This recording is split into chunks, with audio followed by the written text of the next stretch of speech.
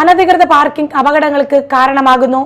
ചാലക്കുടിയിലെ സർവീസ് റോഡുകളിൽ ടോറസ് ഉൾപ്പെടെയുള്ള ഭാരമേറിയ വാഹനങ്ങൾ പാർക്ക് ചെയ്യുന്നത് ഗതാഗത കുരുക്കിനും അപകടങ്ങൾക്കും വഴിയൊരുക്കുന്നു.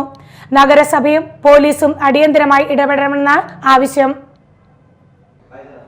ചാലക്കുടിയിലെ സർവീസ് റോഡുകളിലെ അനധികൃത പാർക്കിംഗ് അപകടങ്ങൾ ക്ഷണിച്ചു വരുത്തുന്നു. പോട്ട ആശ്രം ജംഗ്ഷൻ മുതൽ പെട്രോൾ പമ്പ് വരെയുള്ള ഭാഗത്താണ് അനധികൃത പാർക്കിംഗ് വ്യാപകമായിരിക്കുന്നത്. ടോറസ് ഉൾപ്പെടെയുള്ള ഭാരമേറിയ വാഹനങ്ങളാണ് രാവും പകലും ഇവിടെ പാർക്ക് ചെയ്യുന്നത്. സർവീസ് റോഡിന്റെ പകുതിയോളം കയ്യേറിയാണ് വാഹനങ്ങൾ നിർത്തിയിടുന്നത്.